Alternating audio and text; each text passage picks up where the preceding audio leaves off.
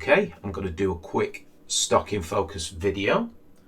First thing I will say is do not blindly follow stock tips. Use this for educational purposes. Follow along on a demo account. If you can't make money on a demo account, you will lose money hand over fist in the real markets because you will hit a psychological brick wall. All these clauses, this is for educational purposes. I have a position.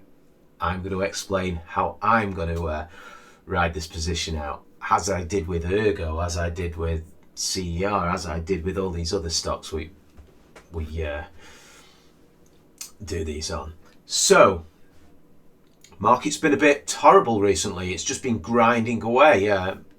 My portfolio's been bumbling around just below all-time highs.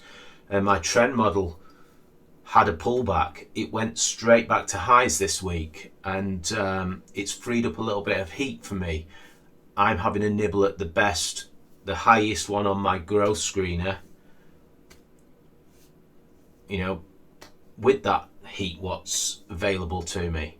So I'm not trying to time the market. I'm on a micromanaged basis, on a daily basis. I don't care where it goes today or tomorrow or the day after. I'm timing the market on a primary trend.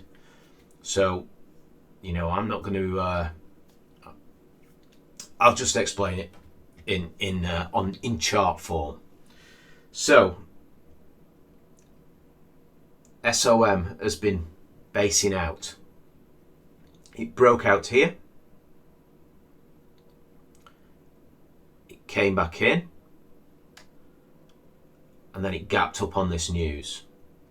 At this point in time, I didn't have any free heat to allocate to this setup, or I would have taken it here.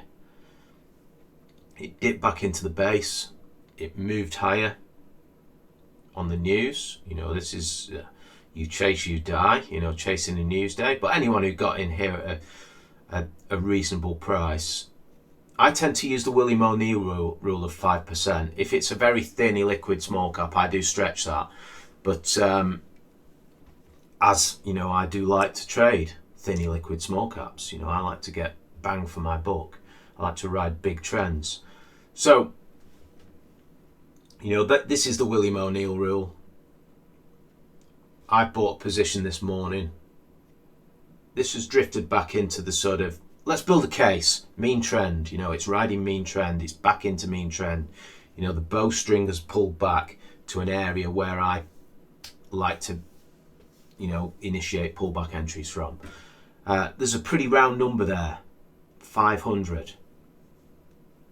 What was resistance, of the consolidation, get a meaningful breakout, potentially becomes support, potentially, and it's just an area. It's not a brick, it's not magic. There's no magic here. We're just building a case, a structural sort of,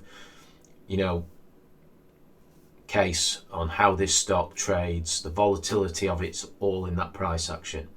So I have a position within the 5% area, or around the 5% area of the prior breakout, and I'm going to be wrong below this consolidation. I can go in here with my full risk, or I could go in here with 2/3 of my risk or half of my risk. But the plan is, wherever the low is, it might dip back here, who knows? But I plan to add to my position above this high, not until. If it can't get above there, it's not rising. If it never gets above there, it's never rising. That is the simplicity of this. So I'm only going to feed it if it can get across that line. So it will get a bigger weighting above there. So that is my plan. I have a position. I'm long, I'm wrong. I will trail, I will add. I will always trail if it moves above here, not until. Fundamentally, just to make my end of day screen, a lot of people will, still point the finger at me and say, well, you're sort of you're a technical investor. No, I come from the William O'Neill. If you want to know what I trade towards, almost exactly it will be the cancelling criteria. And I had to tweak it for AIM markets a little bit. I build a case, I call it the GTRS, growth and guidance, a trend, reward to risk, and the S is tagged on the end for where it is in the trend. We call it a squeeze. But this passes everything I like to sort of trade towards, virtually everything. And of note, have a look at the last report, have a read. Just of note is the earnings breakout, pre-tax profit breakout, the turnover breakout, 3-4 year breakouts across the board there. And we're trading towards that. We've got some forward-looking sort of advice in there. Probably have a good read of it. What I would do is bang it on a demo account. If you want to follow along, do not follow tips. Again, I will say that, repeat myself. Any trade in my portfolio can be a win, a loss, or a draw. Occasionally I will get the big loser, where something gets absolutely spanked on some terrible sort of going bankrupt. It does happen, So, always when I'm position sizing, am I happy with the weighting?